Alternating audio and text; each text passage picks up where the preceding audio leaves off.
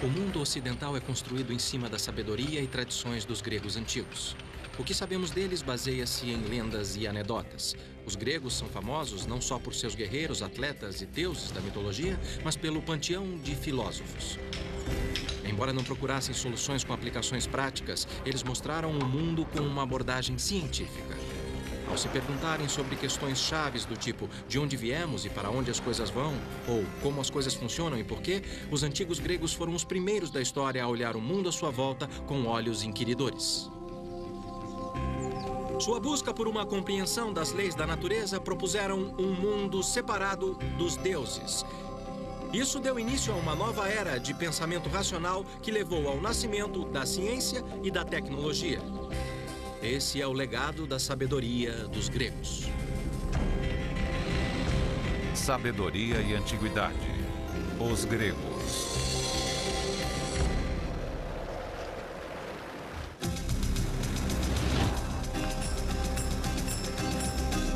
O que hoje é a costa da Turquia já foi o epicentro do mundo grego antigo. Essa região chamada Anatólia foi o berço do Ocidente e o local de nascimento da ciência e tecnologia. O fato de ter acontecido aqui não é nenhuma coincidência. Vários fatores contribuíram para essa primeira visão científica do mundo. Os ancestrais de vários lugares daqui foram os jônios, a tribo grega originária da península do Peloponeso. Os jônios foram expulsos de seus lares por povos navegadores e saqueadores. Sem um lugar para ir, os jônios imigrantes se estabeleceram quase 500 quilômetros a leste, do outro lado do Egeu, que hoje pertence à Turquia moderna. Imagina-se que a migração forçada trouxe um efeito ruim, mas que logo se transformaria em vantagem.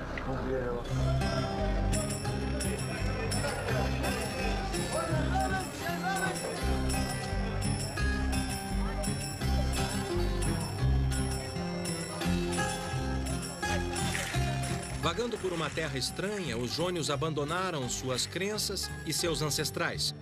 Com o tempo, isso gerou uma abordagem mais prática e racional da vida, pois eles não tinham certeza se seriam expulsos outra vez. Depois de perder tudo quando abandonaram sua terra natal, os jônios se concentraram no futuro e em ideias novas e bem-vindas, principalmente se fosse bom para os negócios.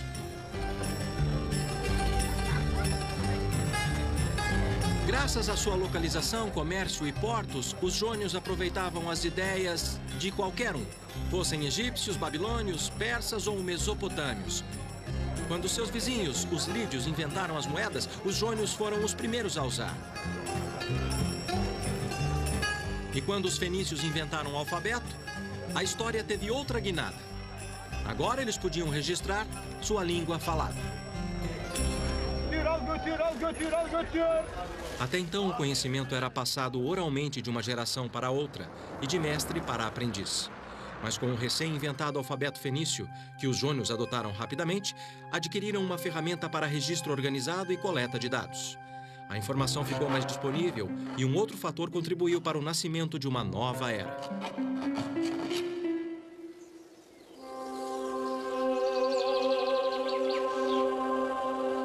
Até aquela época, o mundo acreditava ser regido por deuses que expressavam sua fúria através de fenômenos naturais, enchendo os antigos de medo.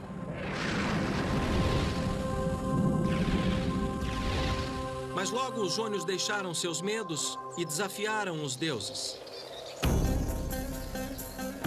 Essas são as ruínas de uma cidade que se tornou o trampolim para uma das descobertas mais incríveis da humanidade. No século VI a.C., aqui era o centro do universo. Essa é a Mileto, a antiga Miletos, local de nascimento da ciência e tecnologia.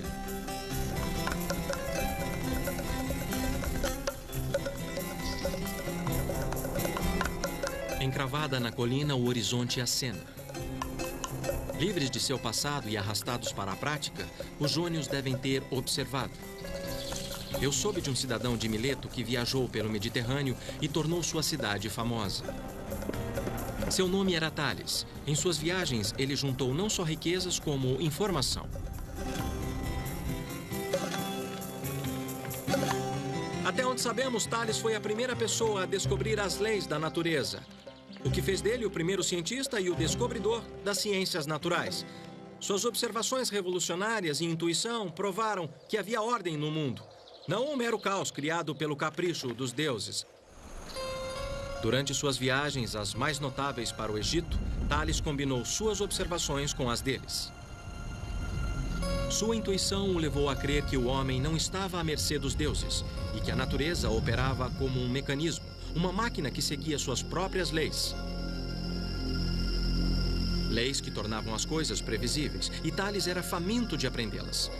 Peritos acreditam que ele reuniu dados dos ciclos das estrelas, lua e sol dos antigos egípcios e babilônios. Tales descobriu um padrão, e quando ele o aplicava para prever os fenômenos naturais, ele se tornou a primeira pessoa na história a prever um eclipse, o que deve ter realmente chocado o mundo antigo. Isso não provava que a natureza tinha leis que não eram regidas pelos deuses? Tales desafiou os deuses e logo desmistificou o mundo. Ele deixou de lado a tradição e, num esforço para entender as leis, fez uma pergunta crítica: por quê? Isso se tornou o fundamento da ciência. Mas Tales também provou que conhecimento teórico tinha valor prático. Tanto naquela época como hoje, azeitonas e azeite de oliva eram os produtos mais exportados da Jônia. Tales desconcertou seus contemporâneos quando previu uma colheita particularmente abundante, muito antes que alguém pudesse perceber.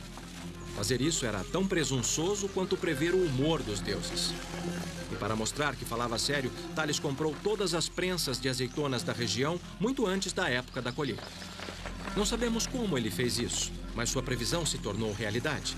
Então, todos os fazendeiros tiveram que ir até Tales para prensar a azeitona e receberam sua primeira lição sobre o valor da ciência. Tales estava cercado de linhas e ângulos tradicionais das fazendas ao redor de Mileto. Suas observações e os padrões similares que ele viu em suas viagens podem ter lhe dado a ideia para descrever o mundo em termos sistemáticos e procurar regras que funcionassem em todos os casos. Os métodos de construção dos egípcios e registros antigos relacionando ângulos, triângulos e círculos podem ter motivado Tales a formular suas próprias teorias geométricas. Tales se tornou o pai da geometria. Suas descobertas formam o núcleo da ciência e tecnologia moderna. E descrevem as regras básicas do mundo físico.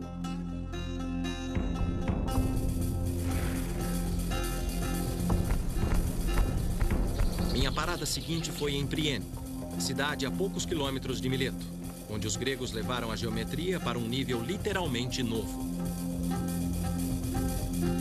Esta é a obra mais impressionante da engenharia. Eu não acredito que alguém quisesse construir uma cidade em uma colina. Nem mesmo hoje, mas para os jônios que não tinham gruas ou maquinários para cortar a pedra, ela parece o exemplo perfeito de como eles usaram a geometria para impor ordem em seu mundo.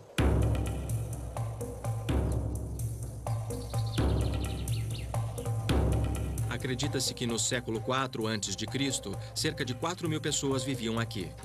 Para organizar a cidade e deixá-la linda, os gregos usaram um sistema de grade. Ninguém sabe ao certo como eles criavam os quarteirões. Uma teoria diz que os arquitetos da cidade estabeleciam 2 quadrados nos cantos e estendiam para as laterais com cordas e cravos de madeira. Ao medir as diagonais do retângulo resultante, determinavam se os quarteirões tinham lados iguais. 2.500 anos depois, ainda usamos o sistema de grades. Ele define a maioria das cidades e centros americanos.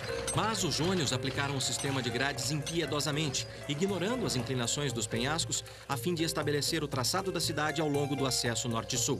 Assim, usavam o sol para aquecer a cidade no inverno e otimizar a circulação de ar da cidade para resfriá-la no verão. Isso foi demais.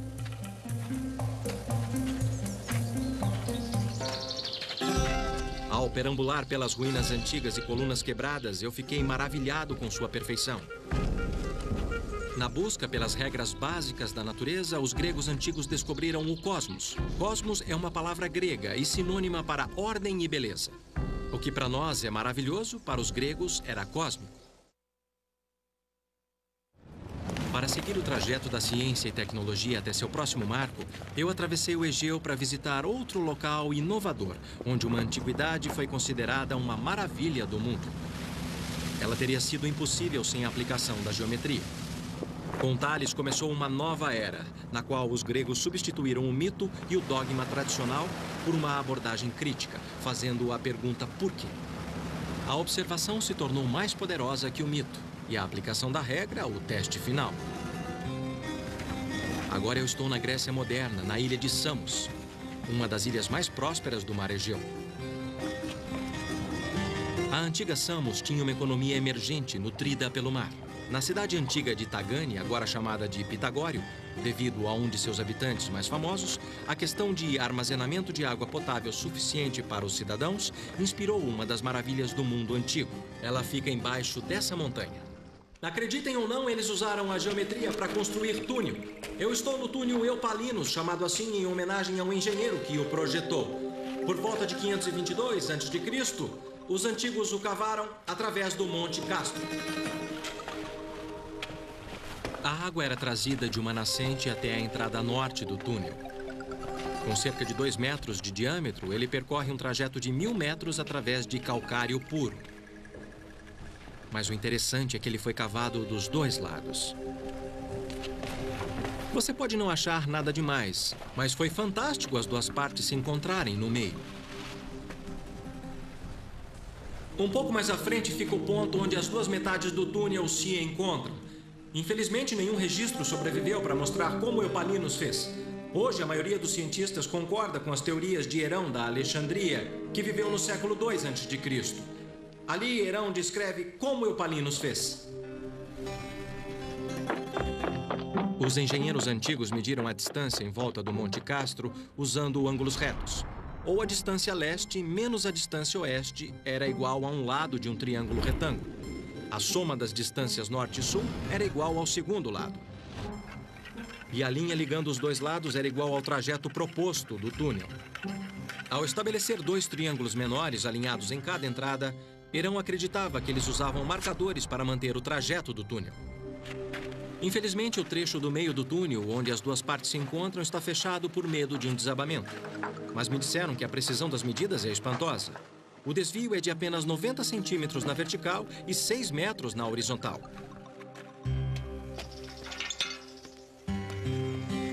Quase não dá para acreditar que eles usaram apenas picaretas, martelos e cinzéis para cavar 7.000 metros cúbicos de rocha. Calcula-se que eles precisaram de 10 anos e 4.000 escravos para terminá-lo. E para onde é que a água ia? Ia para lá? Na saída sul do túnel, a água passava por um duto subterrâneo até a cidade de Pitagório. A cidade que ficou famosa não apenas por suas águas refrescantes, como também por seu filho mais famoso, Pitágoras.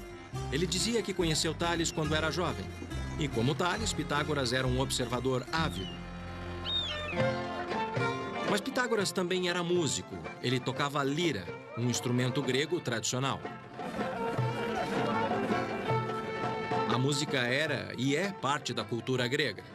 Observação combinada com música e matemática levaram-no a uma importante percepção. Ao fazer experimentos com apenas uma corda, Pitágoras reconheceu uma relação espantosa. Algumas pessoas consideram Pitágoras um dos homens mais importantes que já viveu. Tudo começou com seu famoso experimento no monocórdio, quando ele abriu os olhos para um fenômeno espantoso. Ele descobriu que o tom de uma corda dedilhada correspondia à sua extensão, e esta é a parte crítica em uma razão que podia ser expressa em números. A teoria de Pitágoras era de que havia uma relação entre os intervalos musicais e a extensão da corda. Ele ligou as consonantes musicais à razão matemática. Essa razão representa os diferentes tons musicais.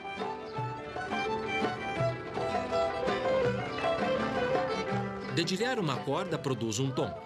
Ao dividir o comprimento da corda pela metade, pressionando a corda no traste de metal, a frequência do som é dobrada e a nota produzida é 1/8 acima. A razão da oitava é, então, 1/2. Pitágoras acreditava que a ordem matemática aplicada à música era um exemplo do princípio numérico que fundamentava o universo. Para Pitágoras, o número era uma quantidade física descoberta por experimento. A ideia de cosmos era ordem e harmonia, usando proporções expressas em números matemáticos. Pitágoras acreditava nisso, e muitos concordavam com ele, inclusive Einstein. O experimento com o monocórdio alimentou a crença entre os cientistas antigos que havia uma regra fundamental para tudo. O pensamento de Pitágoras sobre a harmonia ia além do cosmos. A beleza estava em todo lugar, e ele buscava harmonia nos princípios básicos da vida cotidiana. Em suas escolas por toda a Grécia, Pitágoras dava seminários de harmonia interior, seguindo a teoria de uma mente sã em um corpo são. Inspirado por Pitágoras, fiquei intrigado com o começo da medicina ocidental como ciência, outra área que os antigos gregos mostraram o caminho. Isso significava uma visita ao Peloponeso, o primeiro lar dos jônios, hoje a 1 hora de avião de Samos. Asclépio, antigo deus da medicina, era o ponto central de um culto que varreu toda a Grécia no século V a.C. Quase todas as cidades tinham um santuário de Asclépio dedicado à saúde de seus cidadãos. O renomado centro de cura que visitei em Epidauro foi o maior de todos. Ele era famoso por suas curas. Se você fosse deficiente, cego ou sofresse dos rins, este era o lugar para visitar. Evidências mostram que sacrifícios, orações, repouso, dieta, água limpa e ar fresco eram as principais receitas. Para mim, parece bom. Os santuários de Asclépio se tornaram os precursores das clínicas de saúde. Mas os gregos antigos também foram pioneiros na cura pelo poder da mente. Os asclepíades eram populares por suas práticas psicanalíticas. Uma visita a Epidauro era para os gregos o que é um sofá de analista para nós. Esse teatro em Epidauro era um lugar famoso por aliviar a ansiedade. Seu tamanho já mostra o quanto o culto asclepíade da medicina alternativa era popular. Com 15 mil assentos, ele era quase do tamanho do Teatro de Atenas, que na época era o maior da Grécia Antiga. Ir ao teatro fazia parte da cura. Segundo os gregos antigos, pôr para fora suas emoções através de uma apresentação teatral tinha um efeito purificador. O teatro era mais que um lugar de entretenimento. Era um lugar de catarse. Estou 22 metros acima do palco e posso ouvir o som de um alfinete caindo, ou um fósforo riscado. A descoberta de como o som viaja influenciou o design do teatro. Funciona assim. Construído na encosta de uma colina, 55 fileiras de bancos inclinados são dispostos num semicírculo perfeito de 53 metros. Já que as ondas sonoras viajam em um movimento circular como as ondas na água, elas se irradiam de forma simétrica fora do palco. As ondas iniciais intensificam as outras conforme refletem da estrutura de pedra. Essa capacidade excepcional de reforçar o som explica a proeza da acústica superior. Seja explorando a psique humana ou construindo um teatro, os gregos antigos buscaram transformar as abstrações da natureza em regras que podiam guiar suas vidas. Na dieta era uma grande preocupação, pelo menos nas classes elevadas. Essa era a fórmula de saúde de Hipócrates. Pessoas gordas ou que queriam emagrecer deviam fazer esforço com o estômago vazio e depois comer alimento nutritivo logo após o exercício. Devia fazer uma refeição por dia, não se lavar e dormir em sofá duro. E a recomendação mais espantosa era caminhar nu tanto quanto possível. Aqueles que queriam ganhar peso deveriam fazer o contrário. Era a sabedoria da antiguidade. Falar o quê? Atenas ecoa as conquistas de seus antigos fundadores como nenhuma outra cidade. Aqui, os atenienses antigos construíram seus templos mais sagrados, dando forma aos deuses, criando lares de pedra para eles. Enquanto apreciamos sua beleza exterior, os gregos antigos entenderam que a beleza tinha uma fórmula básica. Eles sabiam que o segredo da beleza era a proporção, que as gerações posteriores chamariam de seções douradas. Em outras palavras, uma linha reta é dividida em 2 segmentos diferentes para que a razão de toda a linha seja tanto para o segmento maior quanto para o segmento menor. Essa subdivisão é chamada de seção dourada. A mesma razão pode ser usada para criar um retângulo, como também um espiral natural, quando a porção de um ciclo é inscrito em cada seção do triângulo dourado. Para muitos, o espiral dourado reflete um padrão na natureza. A percepção das razões dos gregos levaram a uma das maiores conquistas arquitetônicas do mundo antigo. O Partenon foi lendário até mesmo na antiguidade.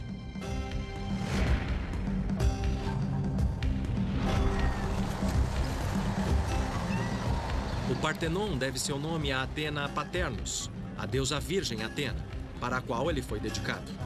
Atena era a deusa padroeira de Atenas e também da ciência e tecnologia.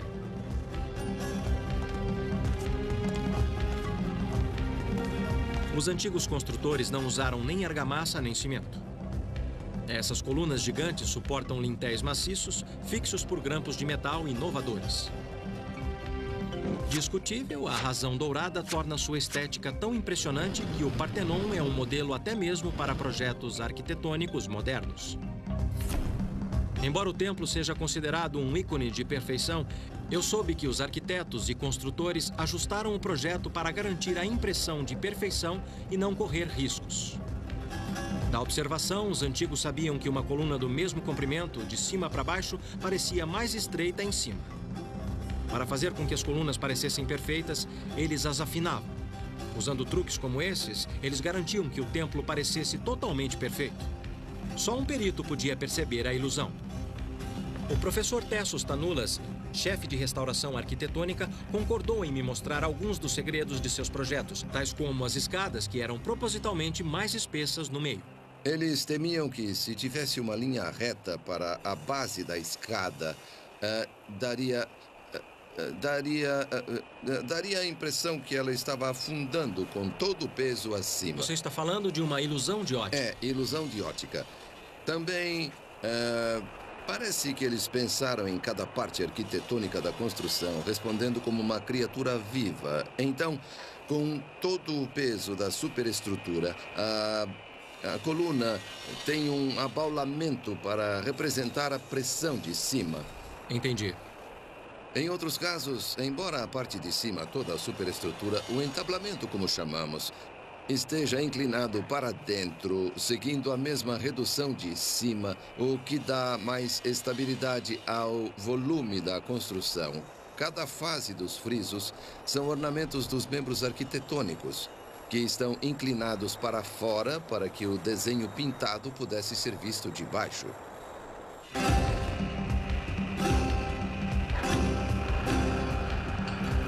O Partenon passa por uma série de reparos.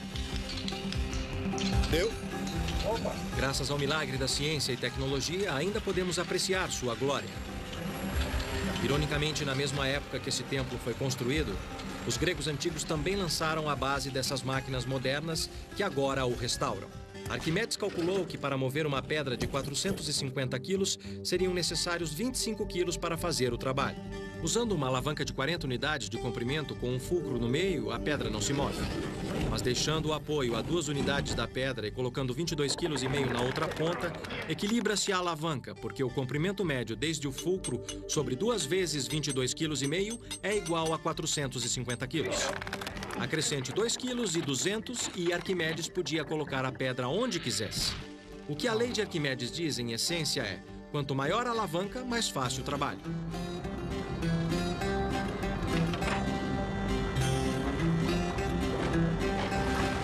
Gruas, polias, roldanas e roscas operam sob o princípio da alavanca. O que Arquimedes descreveu foi a lei da mecânica. De fato, instalações como Pireus e outros portos do mundo que dependem de máquinas têm uma dívida imensa com sua percepção. Arquimedes era considerado o Einstein e o Edison do mundo antigo. Ele se tornou lendário porque inspirou o design das máquinas mais complexas. Como exatamente os gregos antigos vieram a entender os princípios da mecânica e da física, é um mistério que os pesquisadores modernos tentam descobrir até hoje. Em Atenas, eu visitei a 2ª Conferência Internacional de Tecnologia Grega Antiga no Museu de Guerra, onde cientistas e pesquisadores de todo o mundo trocavam suas últimas descobertas. Todos buscando mais pistas, assim como eu. Posso pegar? Sim, sim. Vou tentar bombear. Está claro que muitas máquinas antigas operavam pelo princípio da alavanca. Como essa bomba do século III a.C. de Ctésibio, o pai da pneumática. É uma bomba bem potente, hein?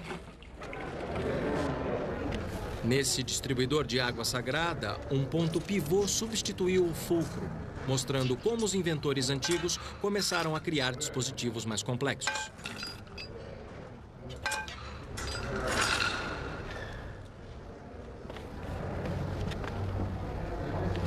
Enquanto Arquimedes aplicava seus princípios de mecânica em propósitos práticos. Este dispositivo é o parafuso de Arquimedes. É uma máquina simples, mas engenhosa. É simplesmente um plano inclinado em forma de um tubo plástico. Quando o parafuso vira, o plano, o tubo leva a água para cima. Lá vem ela. Os egípcios usaram o parafuso de Arquimedes para levar água do Nilo e irrigar seus campos. Hoje, muitos acham que Arquimedes foi o primeiro a dar o passo de máquinas simples para máquinas complexas. As evidências de que os gregos já desenvolviam máquinas complexas começaram a aparecer há apenas um século. Em 1901, encontraram um navio naufragado na costa de Antiquitera, uma das ilhas Jônias ao sul do Peloponeso. Ele revelou pela primeira vez a enorme gama de ideias e conhecimento que os antigos tinham. As esculturas encontradas no naufrágio datavam do século I a.C. Ofuscada pela beleza das estátuas, os fragmentos de uma das maiores descobertas científicas da história passaram despercebidos até 1976.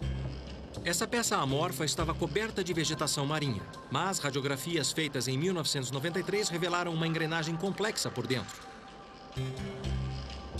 Com um mecanismo tão velho assim, foi uma surpresa encontrar engrenagens. Pensava-se que elas tivessem sido inventadas 1.500 anos depois. Logo, essa peça de aparência insignificante é um dos maiores achados tecnológicos.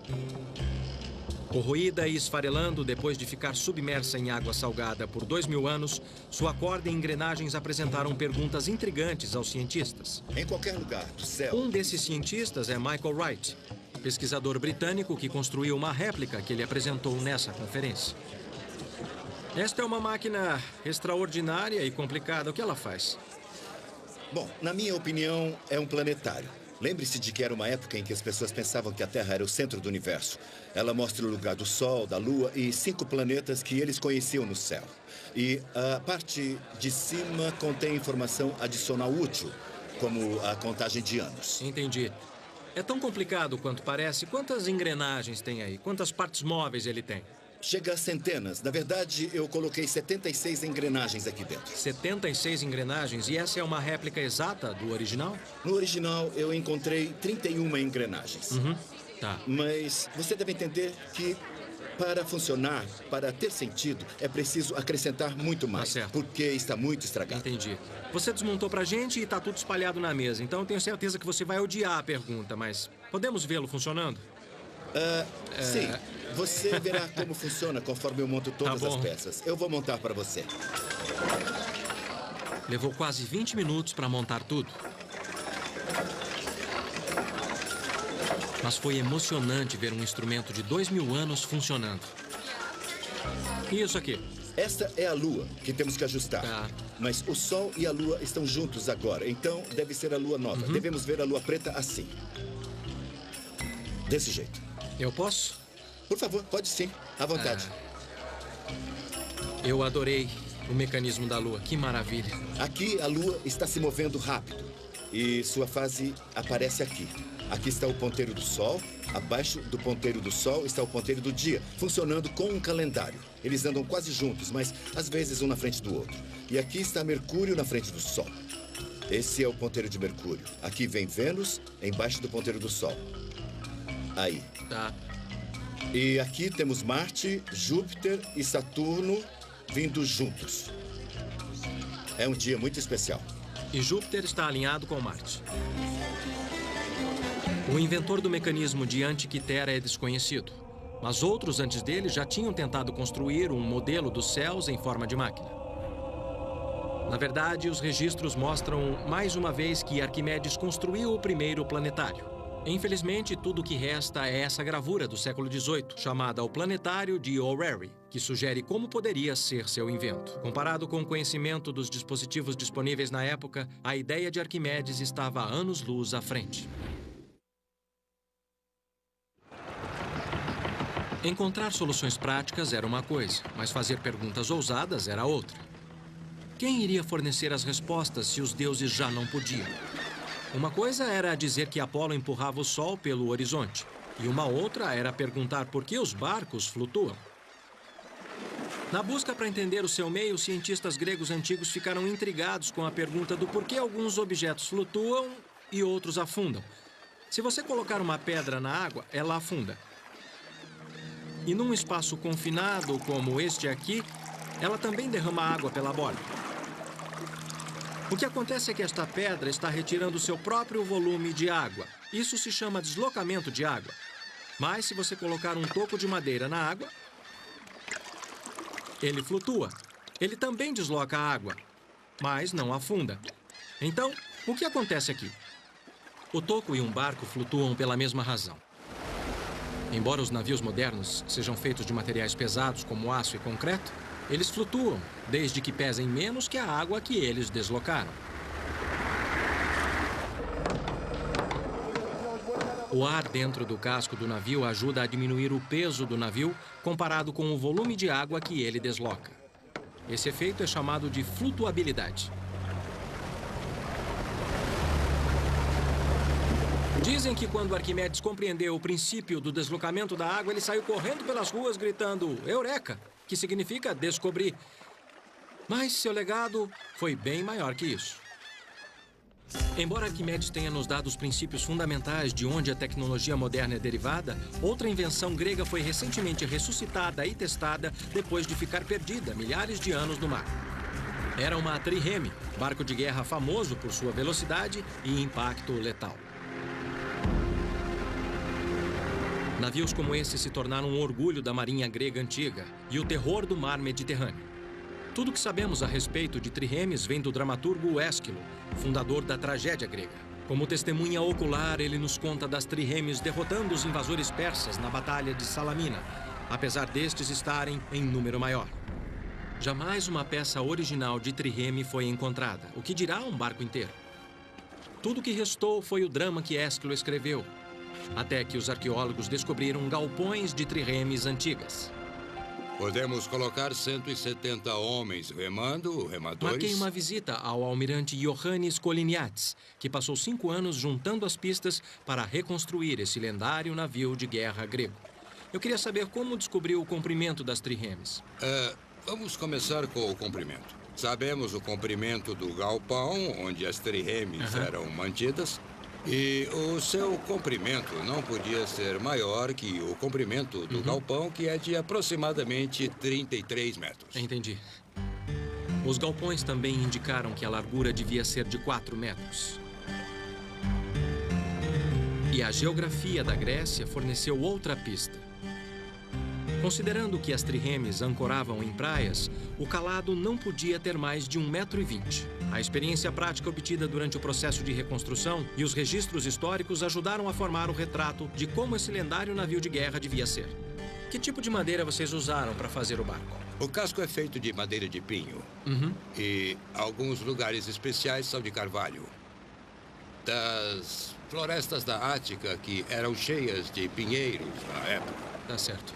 Madeira de pinho e uma quilha rasa tornavam a trireme rápida e ágil, permitindo aos antigos deslizar sobre a água quase como um hidrofólio. Outra fonte crucial para o segredo da trireme é uma lista de suprimentos navais atenienses, encontrada no século XIX. Ela incluía 170 remos, divididos em 62 para o convés, 54 para os convéses do meio e de baixo, e cada remo precisava de alguém para puxar. Parece que era muita gente num lugar apertado. Será que eu posso remar para ver? Sim, por que posso? Não? Vamos remar. Vamos lá. E veja como é difícil chegar ao lugar. É difícil mesmo. Então você imagina como era difícil com 170 homens. Claro, é bem apertado, né? É bem congestionado. E você vai pegar o remo superior. É o mais difícil. É o mais difícil, mas eu sou iniciante, tá? Então eu vou pegar o do meio. Depois que você senta, não é tão ruim, não é? Como vê, então, eu tenho que ter mais inclinação para poder alcançar a água. E você está mais nivelado.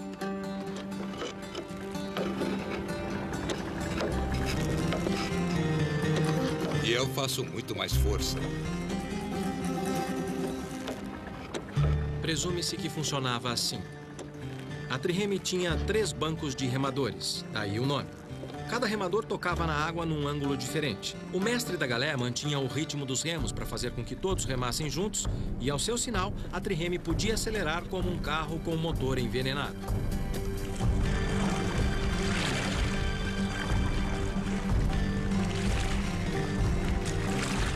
Usando todas essas pistas, o Olympias foi construído. E em 1988 fizeram os testes para ver se a réplica ficou à altura das triremes antigas.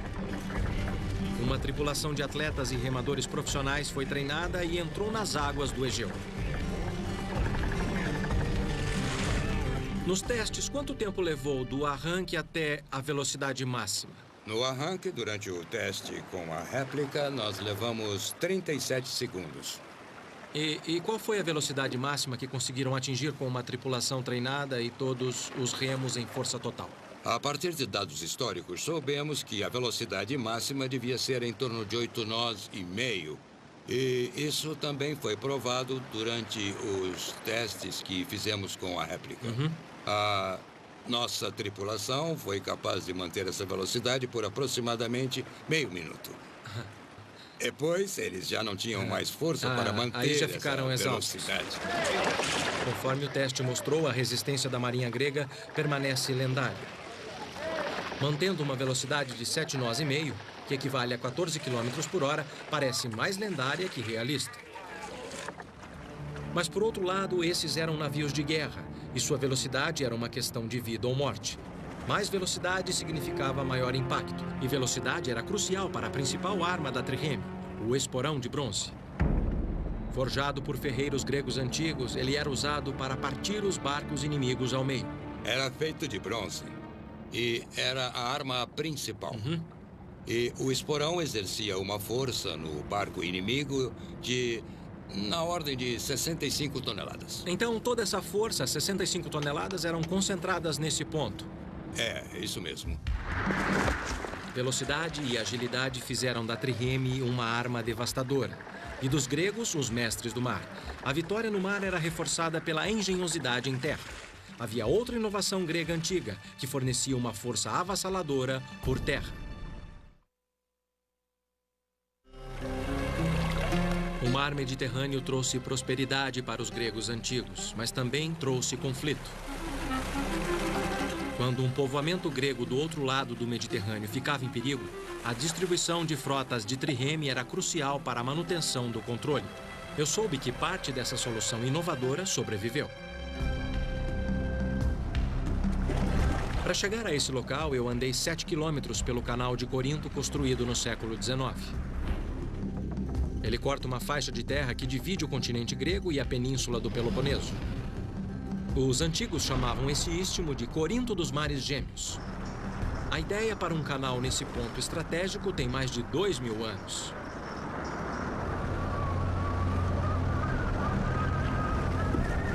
Periander, um dos 7 sábios da antiguidade, foi o primeiro a propor. Mas no fim ele recuou porque temia que isso desagradasse os deuses. Então veio o imperador Nero, que deu início à construção. Mas ele morreu e a construção não avançou. O mais incrível é que o canal de hoje segue seu plano. Fiquei me perguntando se Nero pensou que teria que remover 1.200.000 metros cúbicos de terra para terminar essa obra. Certamente teria valido a pena, pois esta passagem sempre teve um papel importante na história da Grécia para passar de um lado para o outro do Mediterrâneo. Exércitos, mercadorias e pessoas, tudo tinha que passar por aqui.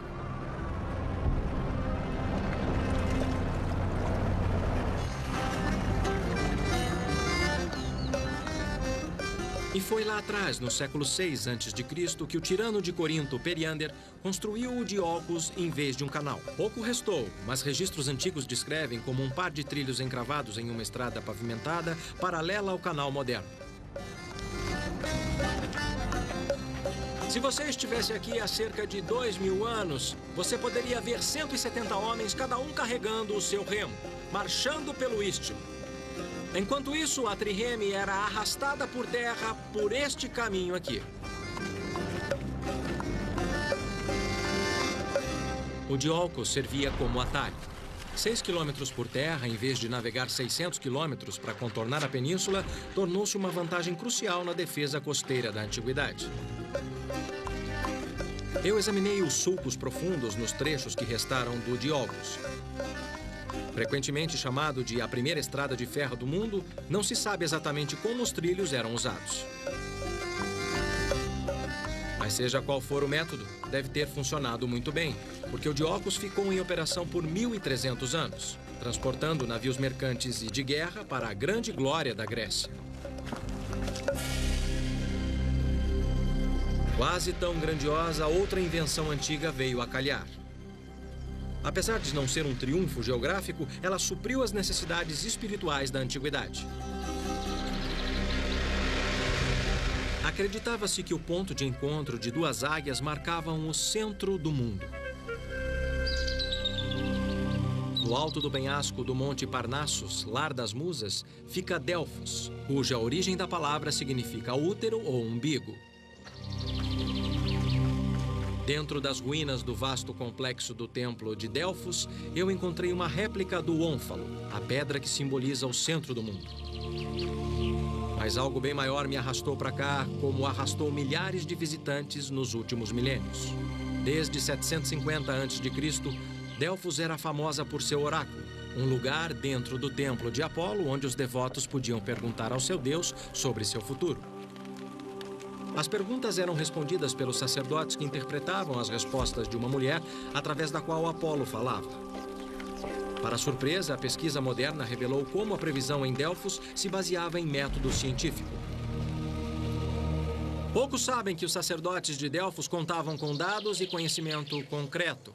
Fragmentos de informação sobre costumes estrangeiros, políticos e até do clima eram organizados numa espécie de conselho interdisciplinar com 90 sacerdotes.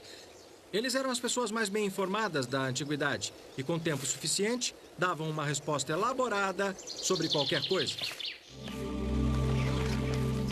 As respostas eram ambíguas, mas plausíveis, e com um pouco de detalhes jogados aqui e ali, se tornavam muito inspiradoras. Guerreiros e reis como Alexandre o Grande vinham aqui em busca de um sinal, uma indicação dos deuses sobre o destino da nação. Hoje sabemos que eles estavam em boas mãos. Os sacerdotes de Delfos entravam em contato com informantes e outros sacerdotes do Antigo Mundo. Eles chegaram a estabelecer o que hoje chamaríamos de a primeira central de inteligência de dados. Eles podem ter usado ainda estatísticas e cálculos. Métodos similares aos aplicados em Delfos estão em uso até hoje. Confiando na informação em vez dos deuses, os sacerdotes de Delfos criaram a base para a reunião de dados. De fato, a metodologia de previsão do oráculo de Delfos é reconhecida no mundo dos negócios de hoje. É sempre comovente imaginar o grau de sabedoria da antiguidade. É tentador buscar no futuro respostas para questões de ciência e tecnologia que persistem, quando na verdade há pistas no passado. Os gregos antigos descobriram a relação básica de razões e números que, pelo que nós sabemos, ainda contém a chave do universo. Eles revelaram os princípios fundamentais da mecânica que governa nosso mundo e estabeleceram a base da tecnologia moderna. Foram os primeiros a fazer a pergunta crucial: por quê? E exigir uma resposta racional e científica. Em muitos casos, a resposta que eles deram continua sendo a melhor que nós temos. Na Grécia Antiga, há 2.500 anos, uma revolução mental fez o mundo tremer. E com isso, os gregos abriram nossos olhos, não apenas para as leis básicas da natureza, mas para o mundo e o universo distante.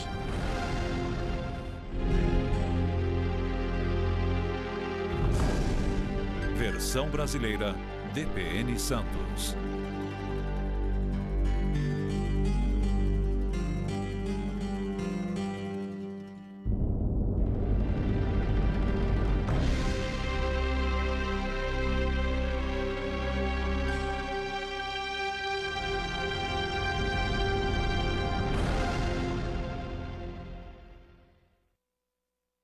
Cientistas e pesquisadores de todo o mundo trocavam suas últimas descobertas.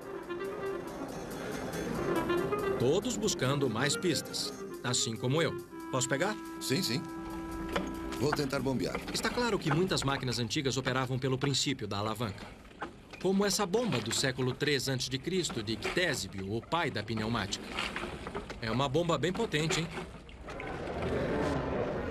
Nesse distribuidor de água sagrada, um ponto pivô substituiu o fulcro, mostrando como os inventores antigos começaram a criar dispositivos mais complexos.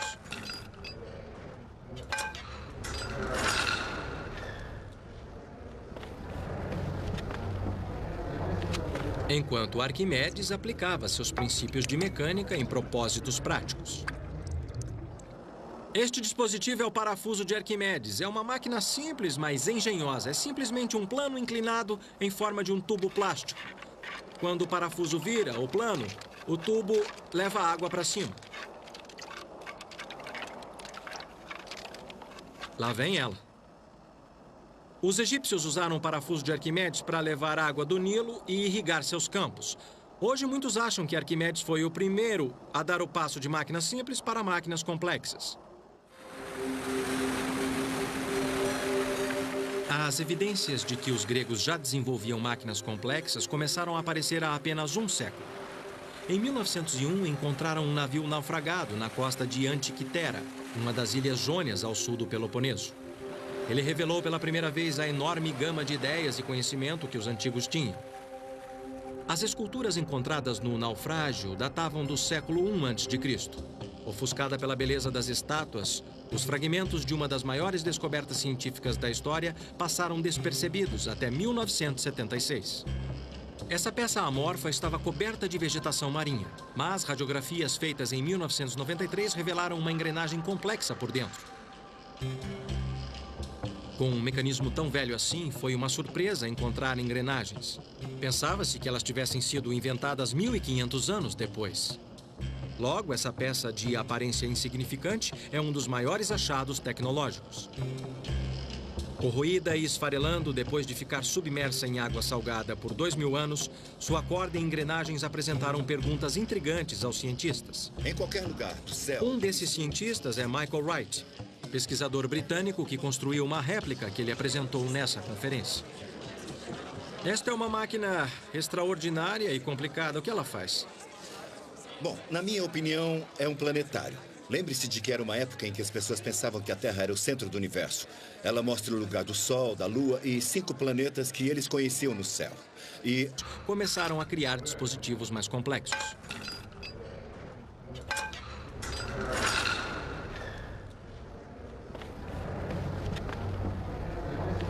Enquanto Arquimedes aplicava seus princípios de mecânica em propósitos práticos. Este dispositivo é o parafuso de Arquimedes. É uma máquina simples, mas engenhosa. É simplesmente um plano inclinado em forma de um tubo plástico. Quando o parafuso vira, o plano, o tubo leva a água para cima. Lá vem ela. Os egípcios usaram o parafuso de Arquimedes para levar água do Nilo e irrigar seus campos. Hoje, muitos acham que Arquimedes foi o primeiro a dar o passo de máquinas simples para máquinas complexas. As evidências de que os gregos já desenvolviam máquinas complexas começaram a aparecer há apenas um século. Em 1901, encontraram um navio naufragado na costa de Antiquitera, uma das ilhas Jônias ao sul do Peloponeso. Ele revelou pela primeira vez a enorme gama de ideias e conhecimento que os antigos tinham. As esculturas encontradas no naufrágio datavam do século I a.C. Ofuscada pela beleza das estátuas, os fragmentos de uma das maiores descobertas científicas da história passaram despercebidos até 1976. Essa peça amorfa estava coberta de vegetação marinha, mas radiografias feitas em 1993 revelaram uma engrenagem complexa por dentro. Com um mecanismo tão velho assim, foi uma surpresa encontrar engrenagens. Pensava-se que elas tivessem sido inventadas 1.500 anos depois. Logo, essa peça de aparência insignificante é um dos maiores achados tecnológicos. Corroída e esfarelando depois de ficar submersa em água salgada por 2.000 anos, sua corda e engrenagens apresentaram perguntas intrigantes aos cientistas. Em qualquer lugar do céu... Um desses cientistas é Michael Wright, pesquisador britânico que construiu uma réplica que ele apresentou nessa conferência. Esta é uma máquina extraordinária e complicada. O que ela faz? Bom, na minha opinião, é um planetário. Lembre-se de que era uma época em que as pessoas pensavam que a Terra era o centro do universo. Ela mostra o lugar do Sol, da Lua e 5 planetas que eles conheciam no céu. E a parte de cima contém informação adicional útil, como a contagem de anos. Entendi. É tão complicado quanto parece. Quantas engrenagens tem aí? Quantas partes móveis ele tem? Chega a centenas. Na verdade, eu coloquei 76 engrenagens aqui dentro. 76 engrenagens? E essa é uma réplica exata do original? No original, eu encontrei 31 engrenagens. Tá. Mas você deve entender que, para funcionar, para ter sentido, é preciso acrescentar muito mais. Tá certo. Porque está muito estragado. Entendi. Você desmontou pra gente e tá tudo... E 70 homens. Claro, é bem apertado, né? É bem congestionado. E você vai pegar o remo superior? É o mais difícil. É o mais difícil, mas eu sou iniciante, tá? Então eu vou pegar o do meio. Depois que você senta, não é tão ruim, não é? Como vê, então, eu tenho que ter mais inclinação para poder alcançar a água. E você está mais nivelado.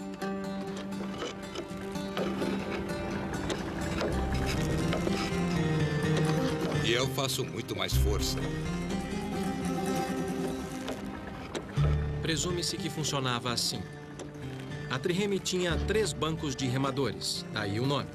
Cada remador tocava na água num ângulo diferente. O mestre da galé mantinha o ritmo dos remos para fazer com que todos remassem juntos e, ao seu sinal, a trireme podia acelerar como um carro com motor envenenado.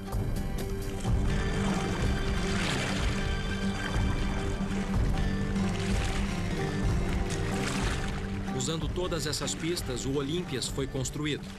E em 1988 fizeram os testes para ver se a réplica ficou à altura das triremes antigas. Uma tripulação de atletas e remadores profissionais foi treinada e entrou nas águas do Egeu. Nos testes, quanto tempo levou do arranque até a velocidade máxima? No arranque, durante o teste com a réplica, nós levamos 37 segundos. E qual foi a velocidade máxima que conseguiram atingir com uma tripulação treinada e todos os remos em força total? A partir de dados históricos, soubemos que a velocidade máxima devia ser em torno de 8 nós e meio. E isso também foi provado durante os testes que fizemos com a réplica. A nossa tripulação foi capaz de manter essa velocidade por aproximadamente meio minuto. Depois, eles já não tinham mais força para manter aí já ficaram essa exaustos. velocidade. Conforme o teste mostrou, a resistência da marinha grega permanece lendária. Mantendo uma velocidade de 7 nós e meio, que equivale a 14 km por hora, parece mais lendária que realista. Mas, por outro lado, esses eram navios de guerra, e sua velocidade era uma questão de vida ou morte. Mais velocidade significava maior impacto, e velocidade era crucial para a principal arma da trireme, o esporão de bronze. Forjado por ferreiros gregos antigos, ele era usado para partir os barcos inimigos ao meio. Era feito de bronze e era a arma principal. E o esporão exercia uma força no barco inimigo na ordem de 65 toneladas. Então, toda essa força, 65 toneladas, eram concentradas nesse ponto. Isso mesmo. Velocidade e agilidade fizeram da trireme uma arma que produz um tom. Ao dividir o comprimento da corda pela metade, pressionando a corda no traste de metal, a frequência do som é dobrada e a nota produzida é 1/8 acima. A razão da oitava é, então, 1/2. Pitágoras acreditava que a ordem matemática aplicada à música era um exemplo do princípio numérico que fundamentava o universo. Para Pitágoras, o número era uma quantidade física descoberta por experimento. A ideia de cosmos era ordem e harmonia, usando proporções expressas em números matemáticos. Pitágoras acreditava nisso, e muitos concordavam com ele, inclusive Einstein. O experimento com o monocórdio alimentou a crença entre os cientistas antigos que havia uma regra fundamental para tudo. O pensamento de Pitágoras sobre a harmonia ia além do cosmos. A beleza estava em todo lugar, e ele buscava harmonia nos princípios básicos da vida cotidiana. Em suas escolas por toda a Grécia, Pitágoras dava seminários de harmonia interior, seguindo a teoria de uma mente sã em um corpo são. Inspirado por Pitágoras, fiquei intrigado com o começo da medicina ocidental como ciência, outra área que os antigos gregos mostraram o caminho. Isso significava uma visita ao Peloponeso, o primeiro lar dos jônios, hoje a 1 hora de avião de Samos. Asclépio, antigo deus da medicina, era o ponto central de um culto que varreu toda a Grécia no século V a.C. Quase todas as cidades tinham um santuário de Asclépio dedicado à saúde de seus cidadãos. O renomado centro de cura que visitei em Epidauro foi o maior de todos. Ele era famoso por suas curas. Se você fosse deficiente, cego ou sofresse dos rins, este era o lugar para visitar. Evidências mostram que sacrifícios, orações, repouso, dieta, água limpa e ar fresco eram as principais receitas. Para mim, parece bom. Os santuários de Asclépio se tornaram os precursores das clínicas de saúde. Mas os gregos antigos também foram pioneiros na cura pelo poder da mente. Os Asclepíades eram populares por suas práticas psicanalíticas. Uma visita a Epidauro era para os gregos o que é um sofá de analista para nós. Esse teatro em Epidauro era um lugar famoso por aliviar a ansiedade. Seu tamanho já mostra o quanto o culto asclepíade da medicina alternativa era popular. Com 15 mil assentos, ele era quase do tamanho do Teatro de Atenas, que na época era o maior da Grécia Antiga. Ir ao teatro fazia parte da cura. Segundo os gregos antigos, pôr para fora suas emoções através de uma apresentação teatral tinha um efeito purificador. O teatro era mais que um lugar de entretenimento. Era um lugar de catarse. Suas descobertas formam o núcleo da ciência e tecnologia moderna. E descrevem as regras básicas do mundo físico.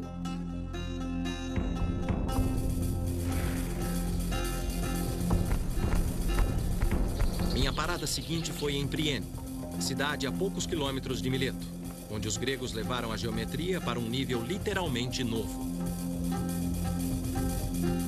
Esta é a obra mais impressionante da engenharia. Eu não acredito que alguém quisesse construir uma cidade em uma colina. Nem mesmo hoje, mas para os jônios que não tinham gruas ou maquinários para cortar a pedra, ela parece o exemplo perfeito de como eles usaram a geometria para impor ordem em seu mundo.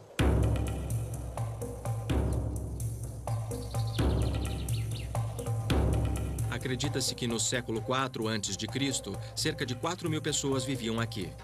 Para organizar a cidade e deixá-la linda, os gregos usaram um sistema de grade. Ninguém sabe ao certo como eles criavam os quarteirões. Uma teoria diz que os arquitetos da cidade estabeleciam 2 quadrados nos cantos e estendiam para as laterais com cordas e cravos de madeira. Ao medir as diagonais do retângulo resultante, determinavam se os quarteirões tinham lados iguais. 2.500 anos depois, ainda usamos o sistema de grades. Ele define a maioria das cidades e centros americanos. Mas os jônios aplicaram o sistema de grades impiedosamente, ignorando as inclinações dos penhascos, a fim de estabelecer o traçado da cidade ao longo do acesso norte-sul. Assim, usavam o sol para aquecer a cidade no inverno e otimizar a circulação de ar da cidade para resfriá-la no verão. Isso foi demais.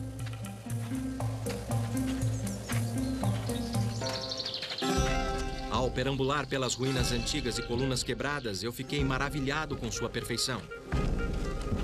Na busca pelas regras básicas da natureza, os gregos antigos descobriram o cosmos. Cosmos é uma palavra grega e sinônima para ordem e beleza. O que para nós é maravilhoso, para os gregos era cósmico. Para seguir o trajeto da ciência e tecnologia até seu próximo marco, eu atravessei o Egeu para visitar outro local inovador, onde uma antiguidade foi considerada uma maravilha do mundo. Ela teria sido impossível sem a aplicação da geometria. Com Tales começou uma nova era, na qual os gregos substituíram o mito e o dogma tradicional por uma abordagem crítica, fazendo a pergunta por quê. A observação se tornou mais poderosa que o mito e a aplicação da regra, o teste final. Agora eu estou na Grécia moderna, na ilha de Samos, uma das ilhas mais prósperas do mar Egeu. A antiga Samos tinha uma economia emergente, nutrida pelo mar. Na cidade antiga de Tagane, agora chamada de Pitagório, devido a um de seus habitantes mais famosos, a questão de armazenamento do túnel. Ao estabelecer 2 triângulos menores alinhados em cada entrada, Herão acreditava que eles usavam marcadores para manter o trajeto do túnel. Infelizmente, o trecho do meio do túnel, onde as 2 partes se encontram, está fechado por medo de um desabamento. Mas me disseram que a precisão das medidas é espantosa. O desvio é de apenas 90 centímetros na vertical e 6 metros na horizontal.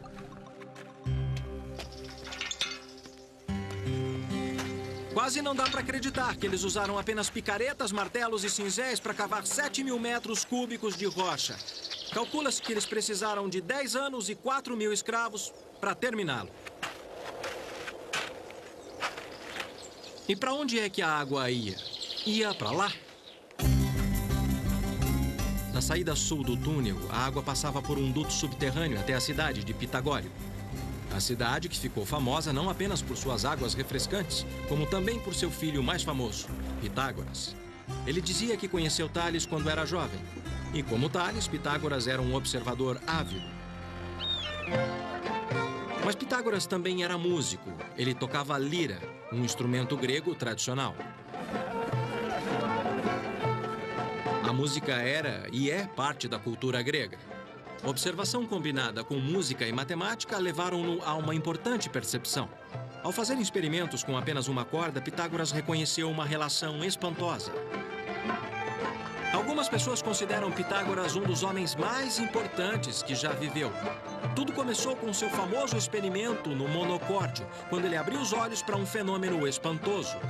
Ele descobriu que o tom de uma corda dedilhada correspondia à sua extensão, e esta é a parte crítica em uma razão que podia ser expressa em números.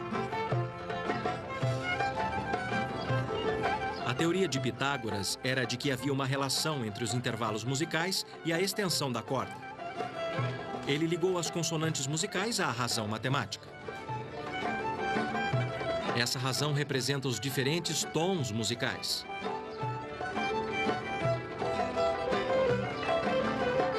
Dedilhar uma corda produz um tom. Ao dividir o comprimento da corda pela metade, pressionando a corda no traste de metal, a frequência do som é dobrada e a nota produzida é 1/8 acima. A razão da oitava é, então, 1/2. Pitágoras acreditava que a ordem matemática aplicada à música era um exemplo do princípio numérico que fundamentava o universo. Para Pitágoras, o número era uma quantidade física descoberta por experimento. A ideia de cosmos era ordem e harmonia, usando proporções expressas em números matemáticos. Pitágoras acreditava nisso, e muitos concordavam com ele, inclusive Einstein. As perguntas eram respondidas pelos sacerdotes que interpretavam as respostas de uma mulher através da qual Apolo falava. Para surpresa, a pesquisa moderna revelou como a previsão em Delfos se baseava em método científico. Poucos sabem que os sacerdotes de Delfos contavam com dados e conhecimento concreto. Fragmentos de informação sobre costumes estrangeiros, políticos e até do clima eram organizados numa espécie de conselho interdisciplinar com 90 sacerdotes. Eles eram as pessoas mais bem informadas da antiguidade e, com tempo suficiente, davam uma resposta elaborada sobre qualquer coisa. As respostas eram ambíguas, mas plausíveis, e com um pouco de detalhes jogados aqui e ali, se tornavam muito inspiradoras. Guerreiros e reis como Alexandre o Grande vinham aqui em busca de um sinal, uma indicação dos deuses sobre o destino da nação. Hoje sabemos que eles estavam em boas mãos. Os sacerdotes de Delfos entravam em contato com informantes e outros sacerdotes do Antigo Mundo. Eles chegaram a estabelecer o que hoje chamaríamos de a primeira central de inteligência de dados. Eles podem ter usado ainda estatísticas e cálculos. Métodos similares aos aplicados em Delfos estão em uso até hoje. Confiando na informação em vez dos deuses, os sacerdotes de Delfos criaram a base para a reunião de dados. De fato, a metodologia de previsão do oráculo de Delfos é reconhecida no mundo dos negócios de hoje. É sempre comovente imaginar o grau de sabedoria da antiguidade. É tentador buscar no futuro respostas para questões de ciência e tecnologia que persistem, quando na verdade há pistas no passado. Os gregos antigos descobriram a relação básica de razões e números que, pelo que nós sabemos, ainda contém a chave do universo. Eles revelaram os princípios fundamentais da mecânica que governa nosso mundo e estabeleceram a base da tecnologia moderna. Foram os primeiros a fazer a pergunta crucial: por quê? E exigir uma resposta racional e científica. Em muitos casos, a resposta que eles deram continua sendo a melhor que nós temos. Na Grécia Antiga, há 2.500 anos, uma revolução mental fez o mundo tremer. E com isso, os gregos abriram nossos olhos, não apenas para as leis básicas da natureza, mas para um mundo e o universo distante.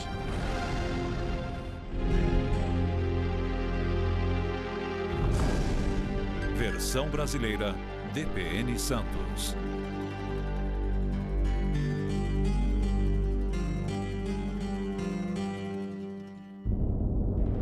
E o comprimento do galpão, que é de aproximadamente 33 metros. Entendi.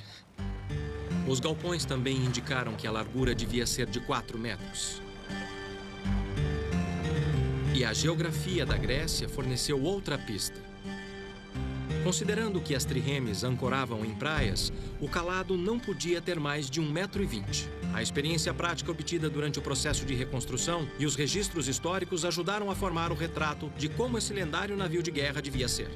Que tipo de madeira vocês usaram para fazer o barco? O casco é feito de madeira de pinho. E alguns lugares especiais são de carvalho. Das florestas da Ática, que eram cheias de pinheiros na época. Tá certo. Madeira de pinho e uma quilha rasa tornavam a trireme rápida e ágil, permitindo aos antigos deslizar sobre a água quase como um hidrofólio.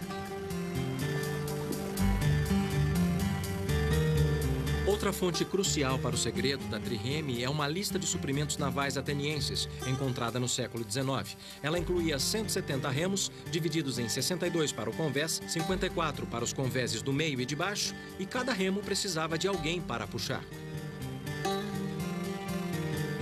Parece que era muita gente num lugar apertado. Será que eu posso remar para ver? Sim, por que posso? Não? Vamos remar. Vamos lá.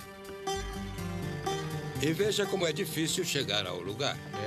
É difícil mesmo. Então você imagina como era difícil com 170 homens. Claro, é bem apertado, né? É bem congestionado. E você vai pegar o remo superior? É o mais difícil. É o mais difícil, mas eu sou iniciante, tá? Então eu vou pegar o do meio. Depois que você senta, não é tão ruim, não é? Como vê, então, eu tenho que ter mais inclinação para poder alcançar a água. E você está mais nivelado.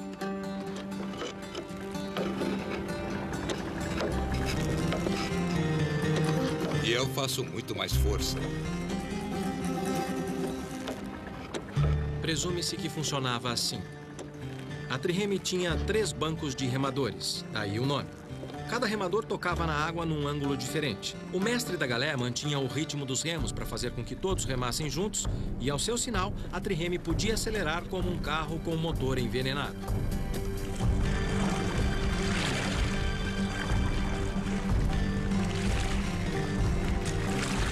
Usando todas essas pistas, o Olympias foi construído.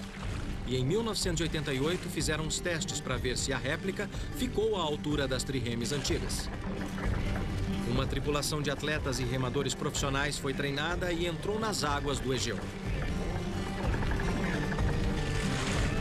Nos testes, quanto tempo levou do arranque até o centro do universo? Essa é a Mileto, a antiga Miletus, local de nascimento da ciência e tecnologia.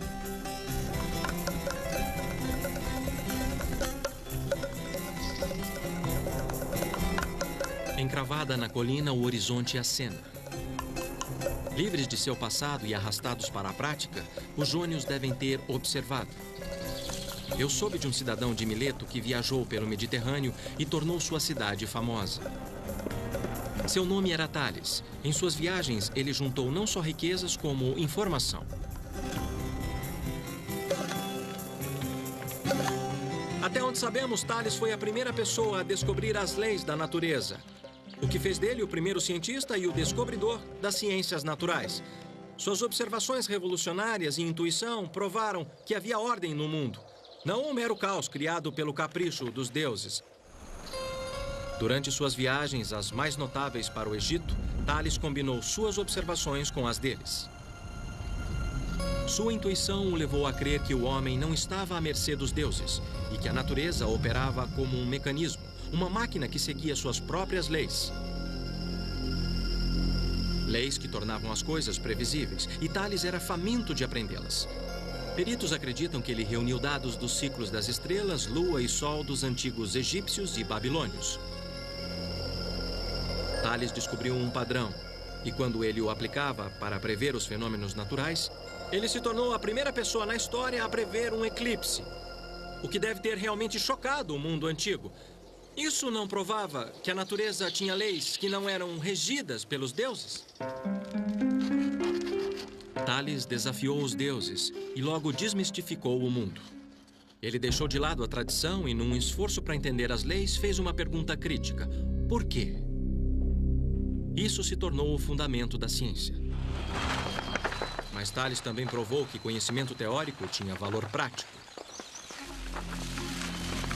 Tanto naquela época como hoje, azeitonas e azeite de oliva eram os produtos mais exportados da Jônia. Tales desconcertou seus contemporâneos quando previu uma colheita particularmente abundante, muito antes que alguém pudesse perceber. Fazer isso era tão presunçoso quanto prever o humor dos deuses. E para mostrar que falava sério, Tales comprou todas as prensas de azeitonas da região muito antes da época da colheita. Não sabemos como ele fez isso, mas sua previsão se tornou realidade. Então, todos os fazendeiros tiveram que ir até Tales para prensar a azeitona e receberam sua primeira lição sobre o valor da ciência. Tales estava cercado de linhas e ângulos tradicionais das fazendas ao redor de Mileto. Suas observações determinavam se os quarteirões tinham lados iguais. 2.500 anos depois, ainda usamos o sistema de grades. Ele define a maioria das cidades e centros americanos. Mas os jônios aplicaram o sistema de grades impiedosamente, ignorando as inclinações dos penhascos, a fim de estabelecer o traçado da cidade ao longo do acesso norte-sul. Assim, usavam o sol para aquecer a cidade no inverno e otimizar a circulação de ar da cidade para resfriá-la no verão. Isso foi demais.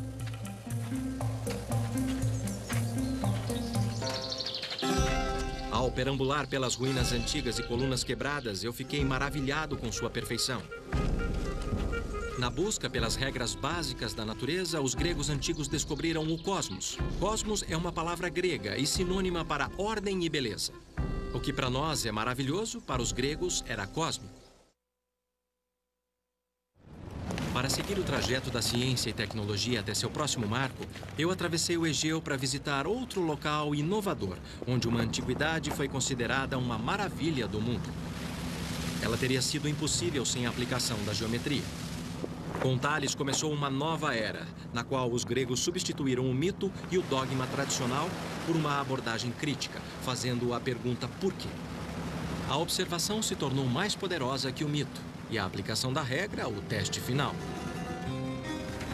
Agora eu estou na Grécia moderna, na ilha de Samos, uma das ilhas mais prósperas do mar Egeu. A antiga Samos tinha uma economia emergente, nutrida pelo mar. Na cidade antiga de Tagane, agora chamada de Pitagório, devido a um de seus habitantes mais famosos, a questão de armazenamento de água potável suficiente para os cidadãos inspirou uma das maravilhas do mundo antigo. Ela fica embaixo dessa montanha. Acreditem ou não, eles usaram a geometria para construir túnel. Eu estou no túnel Eupalinos, chamado assim em homenagem a um engenheiro que o projetou. Por volta de 522 a.C., os antigos o cavaram através do Monte Castro. A água era trazida de uma nascente até a entrada norte do túnel. Com cerca de 2 metros de diâmetro, ele percorre um trajeto de 1.000 metros através de calcário puro. Mas o interessante é que ele foi cavado dos dois lados. Você pode não achar nada demais, mas foi fantástico as duas partes se encontrarem no meio. Um pouco mais à frente fica o ponto onde as duas metades do túnel se encontram. Infelizmente, nenhum registro sobreviveu para mostrar como Eupalinos fez. Hoje, a maioria dos cientistas concorda com as teorias de Herão da Alexandria, que viveu no século II a.C. Ali, Herão descreve como Eupalinos fez. Os engenheiros antigos mediram a distância em volta do Monte Castro usando ângulos retos.